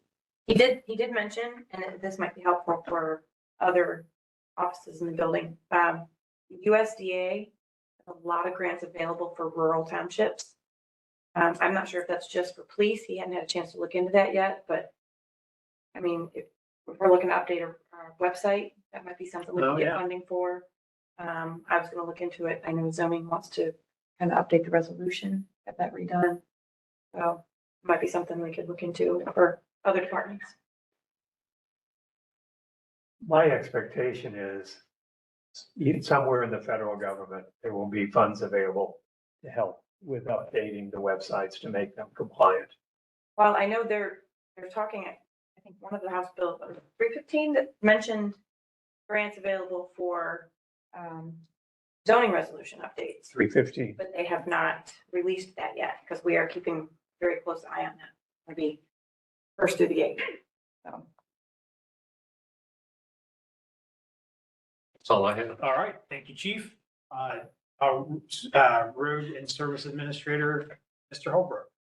Just a couple things this evening. I'm going to talk to the board about the information I gave you at the last meeting concerning the vacation of 4 alleys in Sunbury, sorry. Just wondered if the board had a chance to review that information and see if the board was ready to take any action or if you had any questions. Well, based on what the attorney said, we're in good shape to vacate it, so I have no issue vacating the alleys and. Yeah, not at all. Okay. I mean, those alleys that we're vacating haven't been actively maintained for quite a long time. Right. I mean, they're just part of people's yards. I mean, it was set up that way when the subdivision was formed. But really they have no use to the tax-paying public. I mean, all those houses and properties are accessible for EMS and fire and police. And so, like I said, they haven't been maintained. People are mowing them. Might as well give that property back to the rightful owners. So I need a resolution for the Board of Trustees to petition the Montgomery County Commissioners to vacate those 4 alleys. And I think I gave a resolution at that last, Yeah, I didn't. Somebody can use it and then give it back to me. We'll make, this will be number 24. I'll introduce resolution 2025-24, a resolution to request the Montgomery County Board of County Commissioners to vacate 4 public alleys located in the Sunbury subdivision in German Township. The whole thing, or is that good? Just say that the, Go ahead and read it. Okay. That's a short one. Whereas public alley is defined pursuant to ORC 5553.045 as a road, meaning a road or portion of a road which is not used to calculate distributions of the auto registration distribution fund. Whereas the German Township Board of Trustees has determined that the vacation of these alleys would be for the public convenience and welfare. And whereas the German Township Board of Trustees are required under Ohio Revised Code 5553.045 to pass a resolution to request the Board of Montgomery County Commissioners vacate the unused alleys. And whereas a description and a map of alleys to be vacated has been attached to this resolution and will be considered part of the resolution. Now therefore, the German Township Board of Trustees, Montgomery County, herein resolves, Section 1, that the German Township Board of Trustees requests that the Montgomery County Board of Commissioners vacate the 4 alleys located in the Sunbury subdivision, German Township, attached to this resolution. That's right. Dr. Foster. Any discussion of the resolution? just so you know that, new with the prosecutor's office, they get a chance to look at that and Okay. approved it as form, so. What's the next step? Next step is the county commissioners set a public hearing for vacation. And then the township notifies the abutting landowners by regular mail 20 days before the public hearing. Inform the landowners about the request and time and place of the public hearing. After the public hearing, the commissioners vote and notify the auditor, engineer, and trustees of the vacation. And if all this goes on more than 60 days, the township could pass another resolution deeming the road vacated and file it with the auditor, the engineer, and the county commissioners. So basically, the county commissioners have a timeline that they're constrained to. If they don't meet that, then we can go ahead and determine it vacated after 60 days. So after that, we have to pass a resolution deeming it vacated. Have to do another resolution, you say? And what is the purpose of the second one for us? Deem it vacated. Deem it vacated. Yes, once either the county commissioners, once they have their hearing and they can deem it vacated, I think the local entity still has to pass a resolution to vacate those parcels. And if the county commissioners go beyond that 60 days, obviously we would get in contact with them first and say, hey, where are we at on this? If they drop the ball though, by law, if it's more than 60 days, it's my understanding that this board can just say, you know what, we deem it vacated and that's that. As long as we report that, the timeline, report that information to the auditor's office, the county engineer, and the county commissioners, then we're within our rights.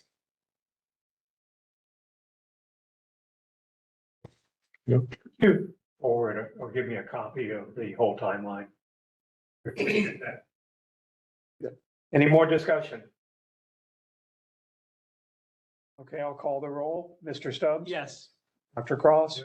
Mr. Potter? Yes. Resolution 2025-24 is adopted. Thank you. Just the only other item I had was just to keep the board up to date on some of the small projects we've been working on. Here lately, we started cleaning up the berm on Eckhart Road. If you've been down Sugar Street, you know how much debris gets built up on the berm of the roads from concrete plants and gravel plants and so forth. So plowing the roads this winter was kind of challenging because when the plow gets stuck on all this frozen material that's built up on the edges of the road, tends to not do good things to the plows. So Scott and I started today going out there and removing all that built up sand and gravel and dust that's been built up, and it's fairly substantial along Eckhart Road, mainly for German Township, or for the Township Road Department. And I believe Doug Pohl with Jackson Township's coming down tomorrow with his grader to assist us in peeling that back and making it look nice while we're going ahead and fixing that. So other than that, that's all I have. Any update on Astoria, and have you heard anything on that? Nope. Have we had any traffic issues, Chief or Jeremy, that we've had reported to? We had a little issue with trash I pickup was gonna thank you for that. He's just stole my thunder. and Issue with trash pickup. They kept saying that dump trucks couldn't get to, what was it, 5 houses? the trash trucks couldn't get to 5 houses. And Mr. Holbrook was an immense help. And so we talked to the county engineers, and they also, if you were unaware, originally the detour was going to be Harris Road, which I thought was ridiculous. So we got them to move the formal detour to Friend Road to Browns Run, which is a way more logical choice. Obviously, the people in the know, the locals, they're going to use whatever's convenient, fine. But if there are any out of towners, trucks that get lost out in the middle of nowhere, the posted detour is Friend to Browns Run to Oxford. So also contact the county engineers to, hey, could you move these signs so that, the trash trucks can more easily navigate? And supposedly they did that, and trash services been restored, I guess. So. All right. Think about the folks that were here talking earlier about the car in their yard. I think that may have had something to do with it. Somebody out there driving on those roads will probably don't normally drive. Okay, That's probably the person that ended up in their yard. So, gotcha. Yeah. Makes sense. Well, I commend Mr. Holbrook for his effort to get the schedule, the official detour changed. Because without you going to the county, they wouldn't have done it. Well, and the first person I went to wasn't going to do it. So then I had to. Well, Harris would be an awful road to. That was my try to- argument, was that no center line, very narrow, rough. Yeah. Awful detour. Yeah. And it doesn't matter what vehicle's on it. Right. And said, hey, you got this other road just Yeah. quarter mile down the road that's 2-lane, center line, straight shot. Oh, that sounds good. And that got done within a day or two after you talked to that second. Less than a week, I think. Yeah. But that's all I have. All right, thank you, Mr. Holbrook. Ms. Close with a zoning report. Well, once again, thank you for the department. Every month, there's about a million things that I could think of. Everything from, I couldn't figure out why I couldn't open my drawer in my office to stuff like that. So always appreciated. February was slow for permits. We got a lot coming down for BZA. It'll be a busy spring, but only one permit in February. It was for a couple ag exempt pig barns on Beck Road. Case 2025-03V, the public hearing is tomorrow, March 11th at 7 p.m. The next regular meeting of the German Township Zoning Commission is Monday, April 7th at 7 p.m. Like I said, it's going to be a busy spring for the BZA, but that is the only one we actually have on the schedule for the month. About this time last year, I gave you guys quotes for signs, and no one, we didn't act on it. You guys got back with me in the fall, I believe, and I attempted to contact both of the companies that gave us sign quotes and heard crickets. The one guy from the one, I can't remember which company, he just reached back out and asked if we'd ever done anything. So I told him, hey, I tried to get a hold of you guys, and he emailed me back, said, I apologize, I completely missed this email. Oh. So he resent another quote. It went up slightly. But I still have to work on getting that second quote. So I am working on it. Now that I have the one, I'm hoping, fingers crossed, I have you guys another second quote by next meeting. Okay, well, Because Jeremy said our sign is in bad shape. On that same note, the sign no longer works. Gotcha. Yeah. So we could spend another $100 putting new ballast in it. I've got to guess 1 ballast out of 3. Right now, I came in over the weekend and it was popping the breaker. The flag light was off. Okay. Light was off. With the township sign hooked up, it just kicks the breaker. So I thought we were better off at least have the flag lit. Right. And so we disconnected the sign.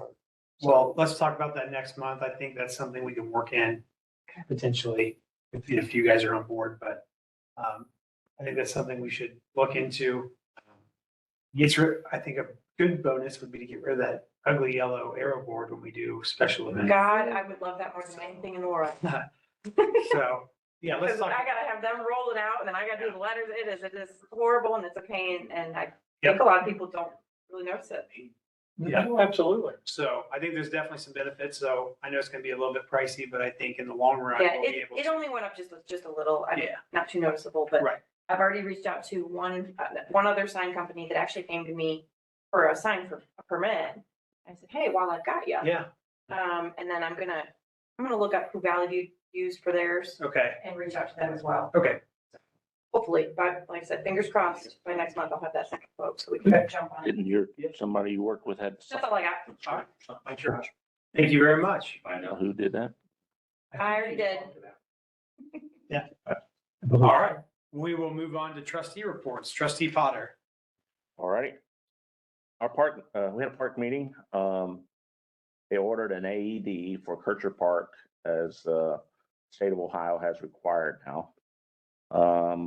The box is going to be at the concession stand. It's not a climate control box, so it'll be put in. AED will be put in when the water is turned on and be removed for the winter when the water is turned off. May I make a comment? Yes, sir. I hate to interrupt you, but House Bill 315 changed how those AEDs have to be displayed, made available. I think the new rule is only when organized sports are using the park. So you may want to have the city look into that. Okay, well, that should line up with what we're doing unless the disc golf, they use it just about a year round. So I don't know. We'll have to check into that. Is that Because the considered city- organized though? Pretty organized. It's not organized from the city, but it's Is it like a league? like a league. Well, then probably. And you're probably right, but the city probably doesn't see what we see in 315 because it doesn't, most of it doesn't affect them. Yeah. But it does for the AEDs. Okay. I will let them know. How's it gonna be locked? It's not gonna be locked, obviously. It's in a case. It's lit up. It's got a sign for it. They're actually planning on putting a sign like down at a basketball court and at the picnic shelter saying that there is a sign or an AED at the concession stand, putting one over at Weber. It is got like a triangle sign that's above it. So it's not locked up, but it's in a case. Does it automatically notify police or rescue if the case is open? And that I don't know for sure.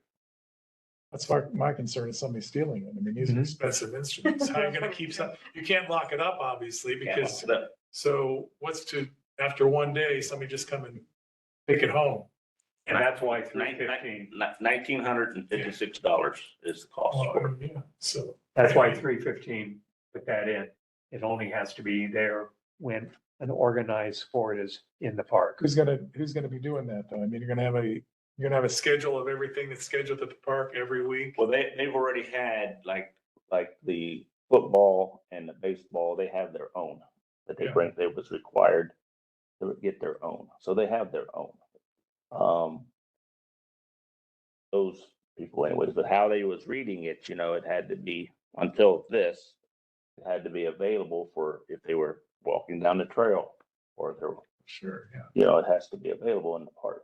What we still don't understand, Germantown has 5 parks. So this is just one start till we get to figure out what is required. They have one at the pool and they have one at the fire department. So they're hoping that will take care of Veterans Park. Okay. So it's still a work in process of which parks is going to require one of these. It's an unfunded mandate. You're gonna. And if there's I'd say if there's any way to alarm that or set it off Yes, up, emergency response as soon as the door opens. yes. So that way, could if be- somebody that could does be take it, well, Or just open the door and shut the door. yeah, well, yeah. Yes. Yeah, just have it noted, like a sign that says, police or emergency is rescue is notified when this door is open. That way, if there is an emergency. Right. And hopefully the people that we're gonna mess with it won't mess with it, knowing that they're gonna get an emergency response. Are you actually going to have a word, or are you just gonna put a sign up that says? Well, I mean, I'd alarm, there's a way to alarm. Well, yeah, but I mean, you're talking that much more expensive, it's even possible. That's right. Yeah, I think that probably the change now through 315 will eliminate having to put one at MMI or Veterans or Hillcrest Park. Otherwise, That under would- the old law, version of the law, they would have had to do that. That was correct. That's what we was dragging our feet though, just figuring something would be figured out on that. Sounds like they might have. I think we may have made the right decision by delaying buying them. Judy had Jonathan, get, quotes for the grass mowing. As a subcontractor. So seasonal lawn maintenance for the parks costs $1,938.41 per cut based on 32 cuts a year. The cost includes 2 employees, 20 hours per week for 32 weeks, a total of $51,029.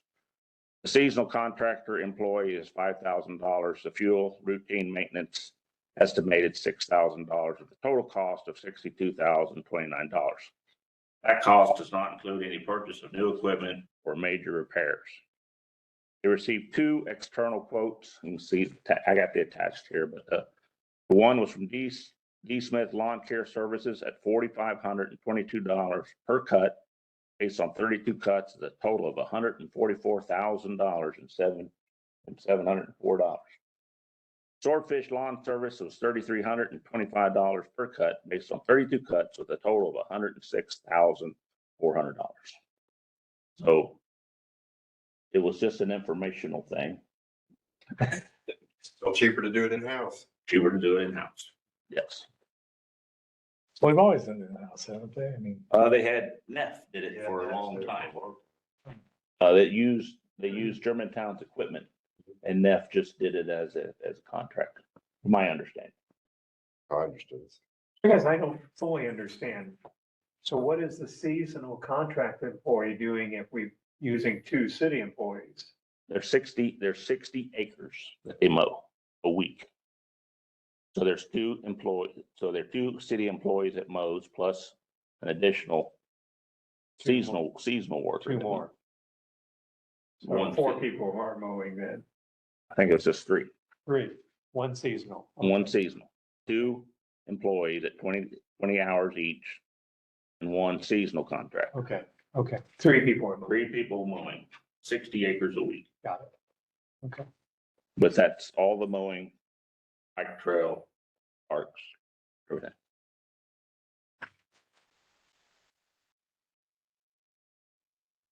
The pool, we had a pool meeting, coming together real good with employees. They basically did a 3% increase across the board on, emissions, passes, pool parties. Still getting quotes for a slide that starts at least $100,000 and goes up from there. MMI had a meeting in February. We have the 7 plaques for the cadets, memorial cadets. That's they sent the wrong stakes to put the plaques up, so we're still waiting on the new ones. Randy Clark texted me, needed me to, or Dave Short to come down to the Lions meeting and talk about the benches. When I got there, Randy wasn't there and the Lions didn't know why I was coming. I explained what was going on and to do with the honoring the donors of the benches with a plaque on a column at the parking lot, and they was fine with that. I talked to Bill Phillips about his bench. He was undecided about the placing of the the bench, but after I talked to him, he was good with what we was doing. So all 7 benches now are done. The sign for the boulder is done. Was just waiting on good weather to set it. I'm sure it'll be set here in the next week or 2. Little Twin, Columbus contacted Ron and they had some more, he wanted some more engineering on the project. Ron contacted me and the engineer, and we are waiting for a meeting at the job site.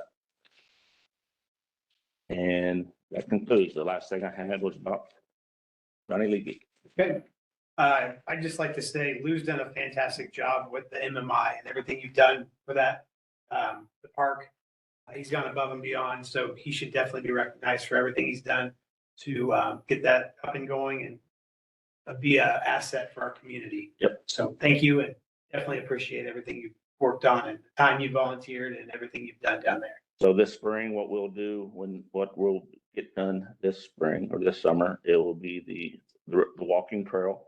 So all 7 memorials, the boulders and the plaques will be done. Soon as we get the stakes, the boulders are there and the benches are there. So we will putting the walking trail, which will go around and it'll come up to Daniel's Peace Park. Okay. And be very easy access. So it's gonna be an all-weather trail. Nice. To go around to all the memorials. Any idea how long that'll be? I'm for sure, probably half a mile. Not All right. wielded. All right. Thank you, Mr. Potter. Dr. Cross. Not much here. I attended the 3/3/25 Germantown Council meeting. Highlights, $75,000 grant for the senior center generator has been approved. This will allow the senior center to remain open during and be an emergency center if power is lost. Their staff will try to get up-to-date estimates for the full cost of the generator, see how much it's going to cost. I think it's going to be pretty expensive, so I don't know whether funds will come out. They talked about there's going to be areas of 15-minute parking downtown that will be helped to set up restaurants with carryout. Not sure where those little areas are going to be, but There are a couple of them already in place, one in front of the Florentine. There's also one over by Alleyway and the Creamery and a couple other places eventually. I drove by the one at the Florentine 3 times over the weekend. It wasn't being used that's as, kind of a wasted space.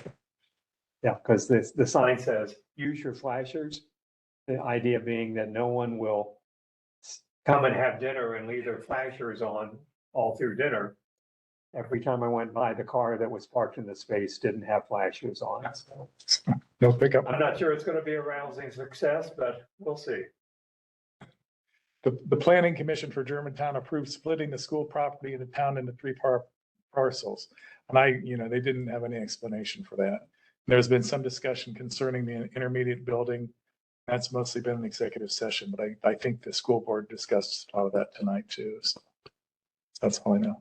I'm planning on attending the 2025 Montgomery County District Advisory Council meeting, Public Health, March 18th, just to see what's actually, I've never gone to one of those before, so I'll see what it is. So, All right. Thank you.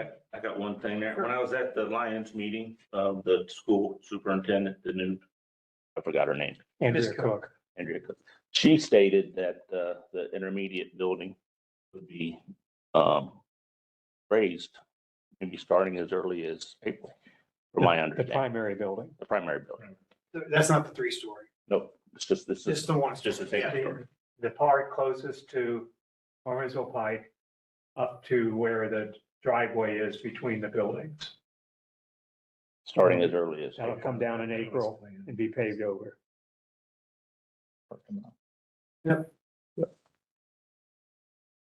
All right, I've just got a few things tonight. I'll go quick. I know we've been here for a while now. Cemetery, they had quite a busy month for the shortest month of the year. We had 9 full burials in the month, and when we've been averaging like 1, so that was a lot. Including in all that, we've been prepping our the office work down there to get ready for the web cemeteries. The data that they need to get us set up for the project we're working on there. And along with that, we've hired a new office person, which is Pat Tanruther, and she's doing an absolutely fantastic job. She's taken the burden off of Bob Rohrback, who can focus on his fiscal officer duties. And it's just been nice to have Pat working and figuring things out in the office. I know they said it was a crazy last couple weeks with like all sorts of things that don't typically happen have happened. So she's got to experience the full experience, I guess, the experience. Just wanted to note that April 1st is the day that everything needs to be cleaned up at the cemetery. If you have decorations out, the rules for the cemetery currently are, the cemetery can't have things displayed in the grass where they mow from May to November. I believe it's November in the mowing season. So we ask that anything that's out be cleaned up prior to April 1st. You can put things out for Memorial Day. It's the week before, and then up to 2 weeks after it can be placed out. But then we ask that you pick it up again so we can get through the mowing season. They are in the process of prepping our mowers for the season and getting ready to go. I could have talked about this during Chief Birch's, but I just wanted to give a special shout out to Officer SRO Josh Nichols. Not a big social media person, but he definitely got a positive social media post that had a ton of people see it and like it. SRO Nichols has done a fantastic job in the building. He's building relationships with students, staff. He just does an outstanding job, and apparently parents as well who noticed his generosity at the book fair. Just a shout out to him and all the positive things that he's doing. I know he takes his job seriously, and keeping the school and the kids and everyone safe is his number one priority, and he does a fantastic job. So special shout out to Officer Nichols for what he's been doing and will continue to do. Just a little update on communication with Metro Park. I think Jeremy was included in the email with Carrie Scharf. Metro Park is supposedly interested in working with us to take Old Mill Road. They've included someone new now as a point of contact. So it sounds like this is going to be moving forward this year as well. So we may be able to vacate Old Mill Road, which is completely surrounded and only goes to Metro Park. So getting that off of us and their responsibility is ideal, I think, this year. So I told her earlier, my goal was to have this done in 2025. We'll see where that goes. So it's looking like hopefully a possibility for this year. So we'll continue reaching out there. We got an email from a fireworks company. You talked to him? It was the wrong county. Wrong. Okay, so I looked it up. It was Harrison County. I emailed them and just said, I believe you have the wrong German Township. They actually wanted Harrison County because the road they gave us that. That's how I found it. Eastern Ohio, yeah. So that's how I figured out where, because when I Googled it, it said German Township. The first thing that popped up was German Township, Harrison County. So they just had the wrong. Quite a ways away. Wrong county. Yeah, completely wrong county. So I guess we're not getting a fireworks store. So. I think it was a storage. Wait, with a fireworks store? It was. No, I think it was a storage facility. Storage facility. But I think they also did. Yes. Yes. Probably had a store. Yeah. Part of it. So, just a question for Shauna from the Mr. Dondero and Mr. Moore that were here earlier. Have we received any zoning complaints? Right on. Okay. Well, that's the question. What, given all the pictorial evidence he gave us tonight, which I hadn't seen before. Right. What type of guidance should we give to zoning as far as? That's a great question, Mark. Give me some guidance. Well, if we don't receive complaints. And No, we have received complaints from in the past. Yeah, well, it was the last time. Right. The last. So. But if they notify us when it's happening, if they have an issue and not. Well, I think they obviously did tonight with. They did tonight, but But not previously. But if they would have let us know a month or two ago, because now it sounds like even if they're gonna complain he's moving anyway. He's moving out. It's gonna be in the 70s this weekend. I assume he's moving up there in the winter because storing diesel vehicles and starting them and all But that. if I remember correctly, and I could be completely not remembering correctly, when he was here last year, did he not state that those trucks were empty? When you had them up in the building? He's never been here.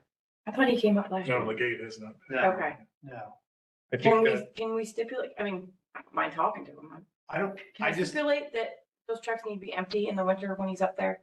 And we can't be, I don't know, I haven't had a chance to look at the they photos, need to be but stored in. This would be that. yeah, that's what I mean. And if there's some kind of fuel transferring happen, Yeah, that's, that's a no. I think that's a no too. So, Yeah. Cause I was sitting here making notes. If I need to reach out to him or if I need to reach out to the lawyer that came back at us last year, if we got a cease and desist. well, that was Mr. Iser and he is now retired. Okay, well, I guess I'm not reaching out to him. Uh, So I don't mind having a conversation with Mr. Legate. I don't, no, it needs to be ugly, but no, I've been here long enough to know that your zoning issues are emotional. yeah. So there's no reason for anybody to get emotional tonight. And I think we just need to gather the facts and then go from there. But there wasn't any reason to get worked up and none of us did. So I think it's just collect the facts and whatever it is and go forward in that manner. You can go through anew at the prosecutor's office and whatever it is. But I mean, is the first thing to send him a letter and well, I think there's we always. have a conversation, Well, yeah, reach out to me. I think there's always two sides to a story, so we got one side tonight, and I think it's only fair to ask him what his. I think Two things of the transfer of fuels. up Yeah, there that's a and concern for sure. Storing. But yeah, like you said, you gotta get two sides. Yeah, So is my first step a certified letter saying, can you reach out to me at your convenience, What about the ag zoning, ag building, and what about that? That's, when it was discussed last year, they seemed okay with him just parking his trucks up there in the winter, but again, I'm not sure, yeah, I'm not sure if they were, you know.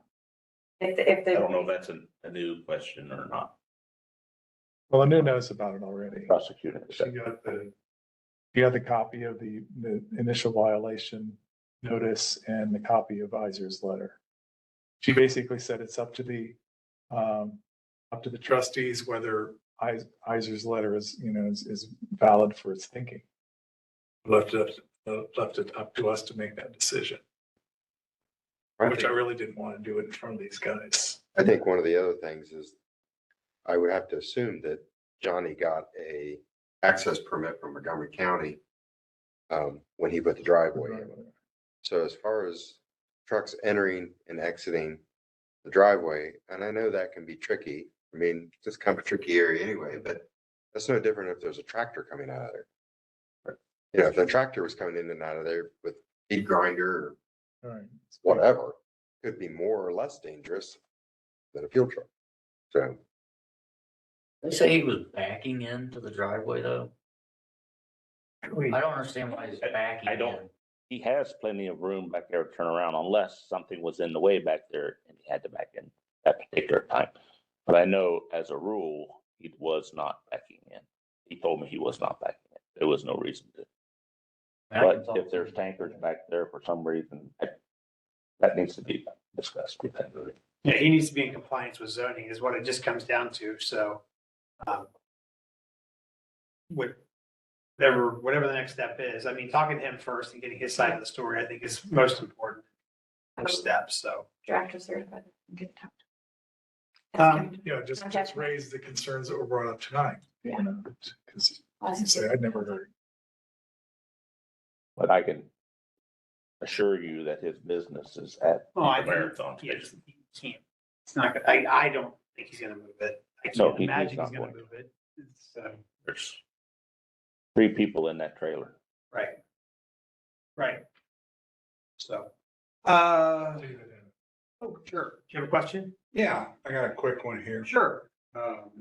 Having to do with communicating. David, Mr. Groom. David, Let's, do I need the rest of it? you just need your name. You don't need your address. Well, okay. From the Miami Conservancy District, having to do with some rules that I may be violating and, having to do with, I got an RV parked on my property. I'm getting a note from them that I gotta get a permit from them. Because I might be reducing the storage capability of the Germantown Dam. Now, holy shit. This is for real, it's right here. Do I need a permit to put a camper? Not to my knowledge. Okay, I do with the county. Just don't be living out of it. That's all I'm asking. No, it's just there. I have never heard of that. I'll let you read it. I'll bring it in tomorrow. I'll bring it during business hours. Well, I'll be in the police department all day tomorrow, but you come on in. Next day. No, you come on in. You're Mr. Garone. You are welcome Somebody come and anytime. get me till I send him over again. I'll come in anytime and I don't tell everybody that. So who's the letter from, Mr. Garone? The Miami Conservancy District. And you get a copy of that when he comes in and You just. don't need to just. The spillway is 835 feet. Make a copy of it. Floor of the dam, 95 feet below that. But in any, Want to use mine? I'll just run. It's Um, the PD. Not the dinosaur. No, mine in my office. that, the spillway is 835 feet. That is a level line on a topo map, 835 feet. Anybody that has any property below that level Yeah. has special conditions. They have to jump through certain hoops so that they don't reduce the 835 feet up to somewhere up north, somewhere. If you have water backed up that far, we've got a lot bigger problems. Yes, if it's going through the spillway, Yeah. it's going through the spillway at that point. I've seen trees bigger than your camper go through the spillway. So your camper, You haven't seen it go through the spillway. Oh, we've never seen that. That's correct. I've never seen a camper go through. will, hopefully. I have one corner of my property, a couple square feet or square yards, that is below that point, according to a loosely drawn map they have. Can you park your camper there? But my property is, hell, my property is got one corner down below that, so it's flagged. Anything I do takes special.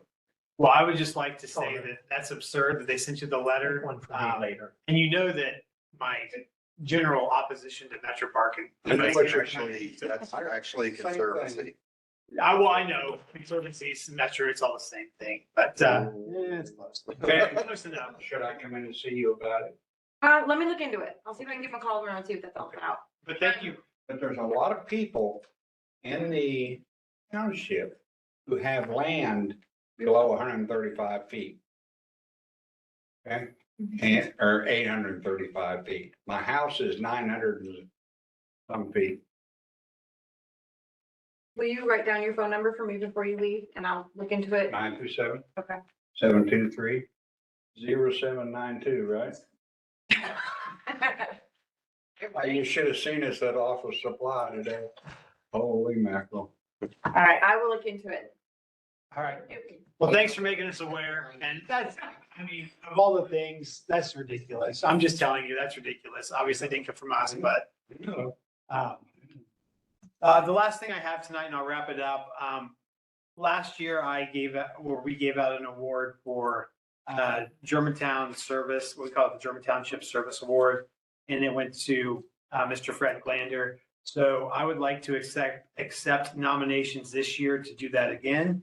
So if anybody has anyone they would like to nominate that is a German Township resident that has done extraordinary things, please email me or call me, let me know.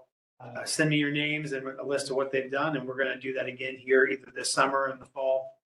So send your nominations my way. I'd appreciate it. And with that, that concludes my report. Is there any old business or new business? Move to adjourn. I would like to make a motion to adjourn at 9:13. Second. All in favor? Aye. And We are adjourned. bonus points for you for sticking around the whole time at Germantown.